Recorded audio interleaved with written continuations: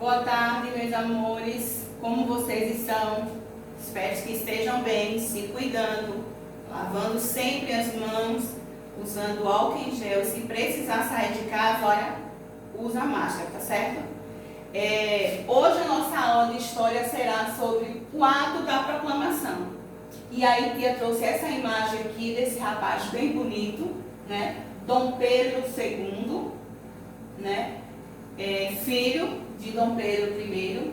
Então, ele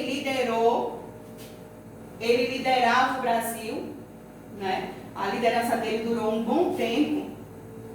Ele governou o Brasil de 1840 a 1889.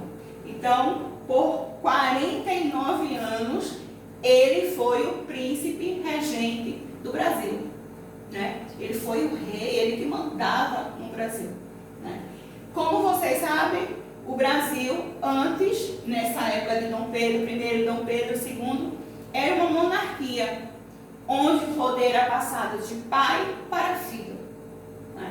E uma coisa interessante que tia descobriu, que não tem no livro de vocês, é que após a saída de Dom Pedro II do trono, quem assumiria seria a princesa Isabel, que a gente tanto conhece, né?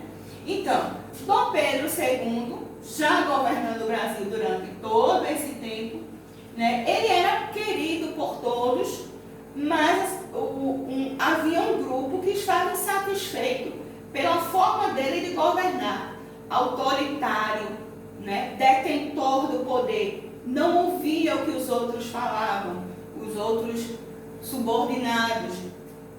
E aí houve um grupo que se reuniu para formar uma nova forma de governo, que seria o ideal republicano, né? Com essa insatisfação do governo de Dom Pedro e também pela a queda da economia, né? Que eles estavam financeiramente quebrados, aí houve o grito da proclamação, né?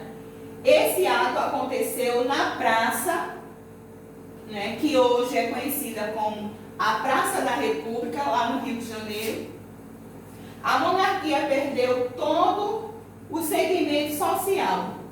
E no dia 15 de novembro de 1889, esse senhor aqui proclamou a independência do Brasil. Quem é esse rapaz, tia Fátima? Vamos lá conhecer ele. Ele é o Marechal Deodoro da Fonseca. Ele nasceu em 1827 em Alagoas, da Lagoa Sul de Alagoas. Deodoro foi presidente do Brasil, membro da Artilharia Militar do Rio de Janeiro, participou de várias batalhas importantes, entre elas a Guerra da Prata e a Guerra do Paraguai, né? Então, ele era um líder, um militar que liderava, né? E aí, como ele estava à frente desse movimento de ideal pela República, ele se tornou presidente do Brasil.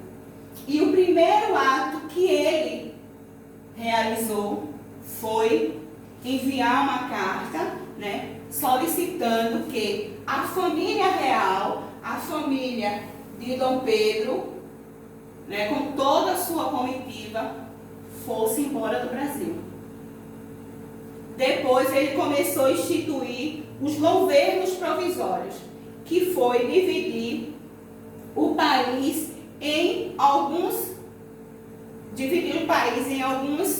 estados e vilas, que depois se tornaram estados, e aí deu origem a todo esse Brasil que nós temos hoje, essa divisão política que nós temos, que inclusive está no nosso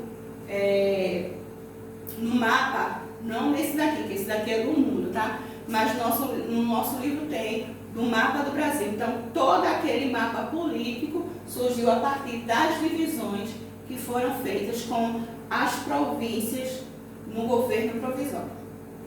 E aí eu peço a vocês, antes de realizar a tarefa, façam uma leitura em toda a página detalhada, para que vocês possam tirar as dúvidas e respondam a página 415.